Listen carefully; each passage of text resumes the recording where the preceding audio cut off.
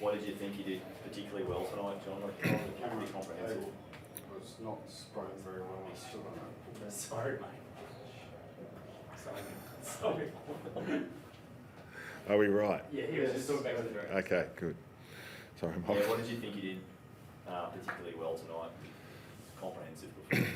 Yeah, I just thought our pressure around the ball was of a really high level for the majority of the night. To sort of come home with that sort of, have it above 2 for all night, for the whole quarter. It just dropped a couple of times, but to come home with 2.17 pressure.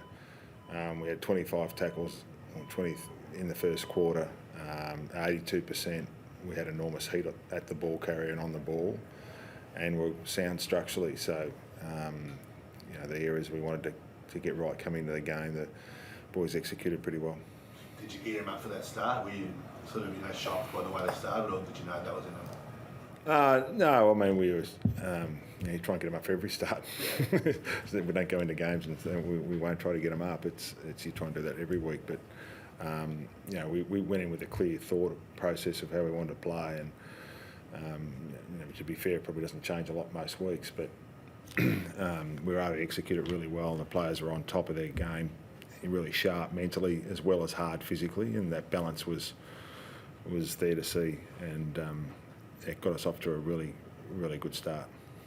Is that a mindset thing, just to tick it off with a really strong round one win coming after a grand final loss? Is that something you really wanted to drill in and just go, No, here we are? No, we just wanted to win tonight. Yeah, everyone wants to play well every game, but does that help, do you think, just to start things the right way? No, just wanted to play well tonight. That was last year, 6 months ago. We wanted to play hard and strong footy, and we talked about Gold Coast all week, and that's all we focused on. What about Buddy's start? It's pretty impressive to Yeah. $1 million early. Yeah, he was. He was charging around, and it was really hot, humid conditions out there. It was really slippery, and particularly early, it was a little bit drier in that first quarter, and we were able to get some balls through. And I thought his intent and effort was really high. It was harder for the forwards. Probably the longer the game went, the key forwards, because it was so slippery. It was just like a wet night from quarter time onwards. But still, it was. I thought he started well. And heavy involvement after those 2 goals too, just to create. You basically set it up there in the first 20 minutes, really.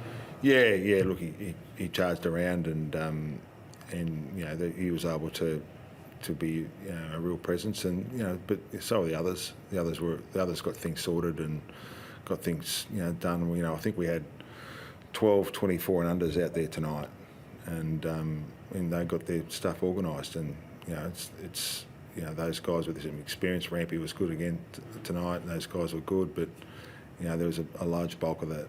The younger blokes played well as well. John, do you address the grand final at all during the pre-season, or is that just done when you leave the MCG?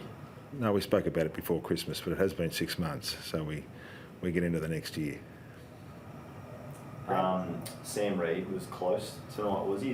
Will he be available next week? No, unfortunately, he wasn't close tonight. I'm not sure whether he'll be available next week.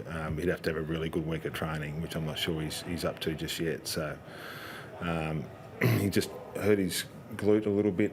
He played both practice games, and we thought it'd have been right for this week, but he hurt his glute a little bit, and was a little bit tight, and he wasn't able to do much training at all this week, so we didn't play him. Not sure how he'll be for next week, but he'd need a good week on the track. I think he had 12 different goal kickers. That was a good spread, wasn't it? Yeah, it was. It's important to go with a big spread of goal kickers. There's a couple, probably Lance early on, squared a couple up to a couple in better positions, and that's always good to be able to see that when guys are sharing around and really giving it to players in better positions. But we're confident we'll need to have a good spread of goal kickers and not leave it to one. Rampy had 20 touches at half time in those conditions. He got swallowed up by his teammates by full time, but what does that say about sort of play here, is that he can be that influential in such tricky conditions? Yeah, I think that was probably one of those games, wasn't it? Because the ball had slipped through and he was in good spots. He allowed himself to be in good spots. He was strong defensively, which is always the case for him. He really prides himself on that. And but he was able to get his shape right as well, and provide a, when that ball hit the deck and it skids through like it did a lot tonight, that he was in a good position a lot of the times, and thought his closing was good. A few times he really got after them, and a couple of times I thought they were through, and Owen was able to just lay a big tackle or get at them in their face pretty quickly, and he's still got that real good closing speed, so that's what makes him a good player, that competitiveness and his closing speed. All right, thanks guys. Thanks, boys.